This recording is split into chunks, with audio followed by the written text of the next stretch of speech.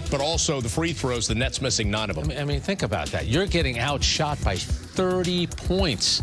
Or I should say 21 points. I'm bad at math. No, I'm right, 30 points on three-pointers. And think about Kevin Durant in this game. In the fourth quarter, he goes 1 for 8 in the fourth. And again, a lot of those were makeable shots. So you're going to live and die with your best player taking shots that you know that he can make. Tonight, it just didn't happen. And the three-point shooting of Charlotte was absolutely off the charts. How often do you see a team go 17 of 32? That's ridiculous. Let's hear from head coach Steve Nash.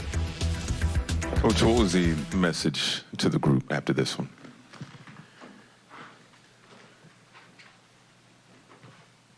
You know, I think for us, we just felt like we didn't make shots tonight, but you have to find other ways to win the game. And tonight, you know, you can look at a number of things, details, physicality, coverages, knowing plays when we come out of timeouts, a little slippage there.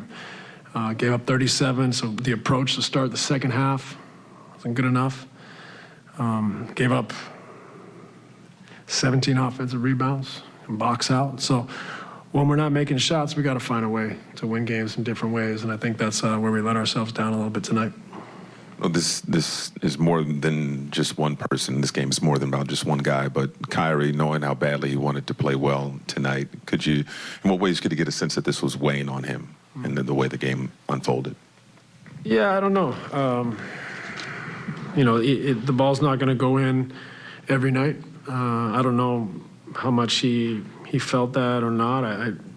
You know, it's just not always going to happen for you. It's not always going to go in. So we got to find a way as a team to be better than the other team. So, you know, we got a short amount of time to learn from this and grow and keep getting better, and that's what our focus is. Definitely difficult getting in at 4 in the morning and having a cold shooting night, but what can we do? How can we combat that on nights like tonight? And those are lessons we're going to have to learn because you're going to face adversity in the playoffs. Steve, obviously Kyrie didn't play 40 minutes last night, but this was his first back-to-back in roughly a month, I want to say. Just did you think that was in it? Or 2 months, excuse me. Do you think that was at all a factor in his performance tonight? Could be. Who knows? Yeah. It looked like Andre was holding his back towards the end. Did you see that? Was there? I didn't notice that. I'd have to ask him.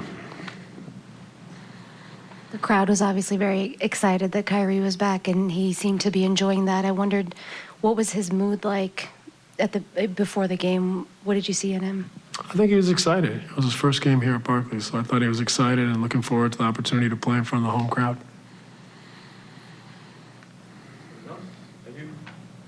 Yep.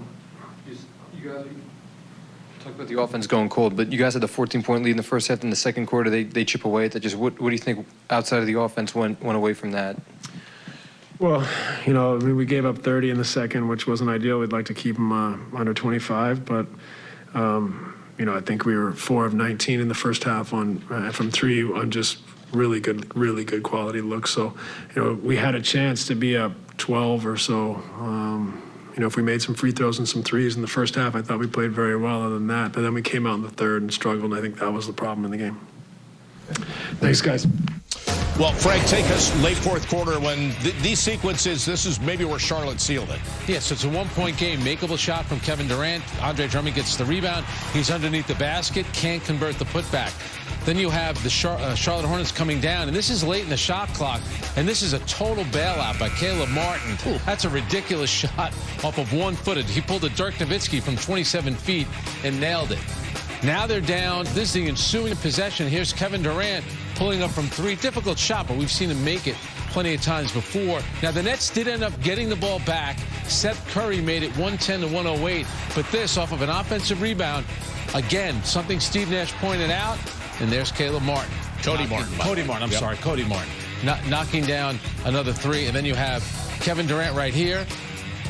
In a 5-point game, when you have to have it, just couldn't find the bottom of the basket. You know, and those are those ones, Frank, where we're so used to seeing him make those. Yeah.